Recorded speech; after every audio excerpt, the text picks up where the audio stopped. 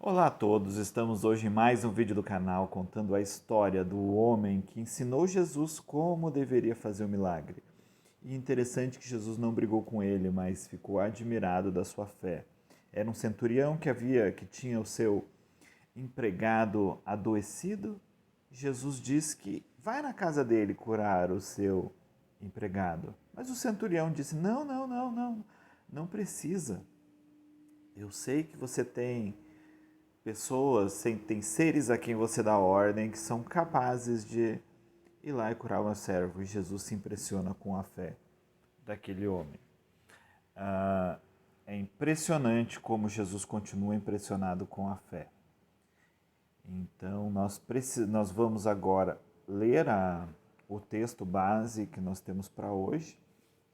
Lembre-se sempre de curtir o canal, de assistir os nossos vídeos, de compartilhar, de assistir também o primeiro vídeo dessa série, que é a mulher que transformou o não de Jesus em um sim. Espero que a gente possa estar aprendendo um pouco sobre o que Jesus espera de nós, o que Jesus espera através da fé que nós precisamos ter.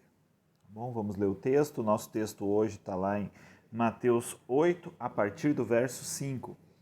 Assim que Jesus entrou em Cafarnaum, aproximou-se dele um centurião, implorando: Senhor, o meu criado está em casa, paralítico e em terrível sofrimento. Disse-lhe Jesus: Eu irei curá-lo. O centurião, porém, respondeu: Senhor, não sou digno de receber-te sob o meu teto. Dize somente uma palavra e o meu criado será curado. Pois eu também sou homem sob autoridade, tenho soldados às minhas ordens. Digo a este: vai, e ele vai, e a outro: vem, e ele vem. Digo ao meu criado: faze isto, e ele o faz. Ao ouvir isso, admirou-se Jesus e disse aos que o seguiam: Em verdade vos digo que nem mesmo em Israel encontrei tanta fé. Eu, porém, vos digo que muitos virão do Oriente, do Ocidente, e se assentarão à mesa com Abraão, Isaque e Jacó no reino dos céus. Os filhos do reino, porém, serão lançados fora nas trevas, onde haverá pranto e ranger de dentes. Então Jesus disse ao centurião: Vai e seja feito conforme a tua fé. Naquela mesma hora, o seu criado foi curado. Jesus se preocupa em informar a todos que ele estava admirado da fé daquele centurião. Que nem em Israel, tá? Não sabemos aqui se ele está falando exatamente da nação de Israel ou do próprio Israel. Jacó que lutou com o anjo até conquistar a bênção que ele queria. Esse homem, basicamente, ele tinha uma fé que Jesus não havia visto em ninguém antes, nem mesmo em Israel ele viu tanta fé. Era um homem não judeu, era um centurião romano, era alguém que era muitas vezes considerado o opressor do povo, apesar de que esse centurião, se a gente for ver lá no texto de Lucas, a gente vai perceber que ele tinha bom conceito da nação de Israel. Talvez essa seja a diferença do centurião e da mulher Ciro-Fenícia. Esse centurião ele tinha um apoio dos judeus que provavelmente o tentavam transformar em um prosélito que era um judeu convertido. Mas ele era um homem romano, um homem que conhecia a autoridade, um homem que conhecia rotinas militares e ele simplesmente creu que Jesus poderia fazer algo sem ao menos pisar na casa dele. Porque assim como ele poderia mandar pessoas até lá, Jesus, com uma palavra, poderia resolver completamente o problema do servo dele. E Jesus olha para esse homem e diz: Não encontrei fé maior em ninguém, não encontrei tanta fé. Talvez nem em Israel pudéssemos ter visto tanta fé. Será que quando Jesus olha para nós, ele se admira da nossa fé? Ou ele fala como muitas vezes ele fala para os seus discípulos? Homens de pequena fé. A nossa fé é do centurião que sabe que Jesus pode fazer, mesmo que ele não esteja presente. Muitas vezes a gente fica pensando: se Jesus estivesse aqui, eu receberia o milagre que eu vim buscar. Se eu estivesse andando na Galiléia onde andava Jesus, eu falaria com ele e ele responderia a minha oração. Mas Jesus continua aqui hoje. Jesus disse que quando subiu aos céus que era melhor que ele fosse, exatamente porque se ele fosse, ele enviaria o Espírito Santo. Então Jesus continua aqui. Mas nós muitas vezes não cremos, somos como os discípulos, homens e mulheres de pequena fé.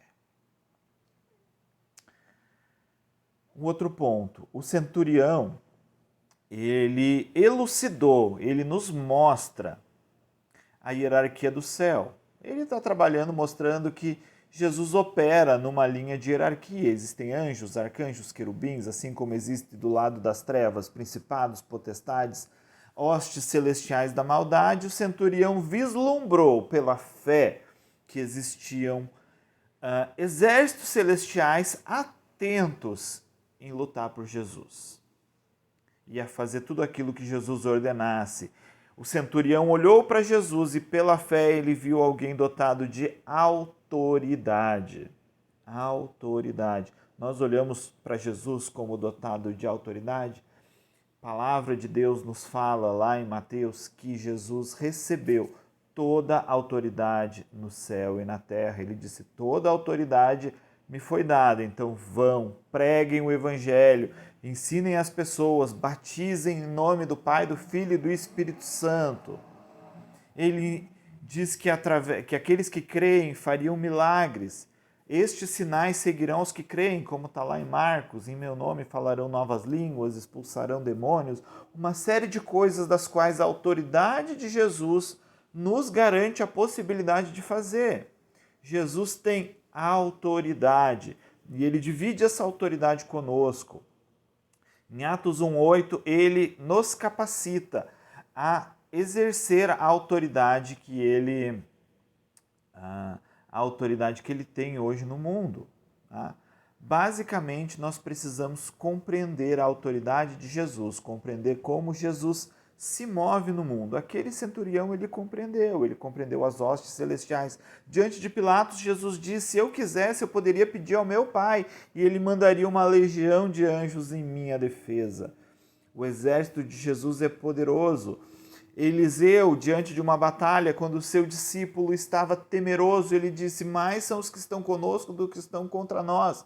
E pediu que Deus abrisse os olhos do discípulo. Os olhos do discípulo foram abertos. E então ele viu um grande exército poderoso que lutava por Israel. Mais são os que estão conosco do que os que estão contra nós.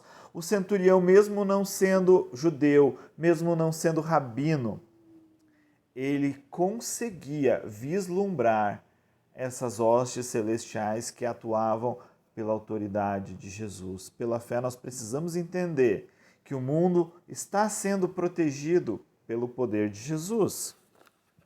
Nesse texto, ainda, nós vemos Jesus dando uma advertência, que muitos filhos do reino serão lançados fora, enquanto virão do Oriente e do Ocidente pessoas que se uniriam à família da fé. O que Jesus está falando? Jesus está falando que não é por ter nascido em Israel que as pessoas seriam salvas, mas as pessoas seriam salvas ao exercer a fé no Filho de Deus, a exercer a fé em Jesus.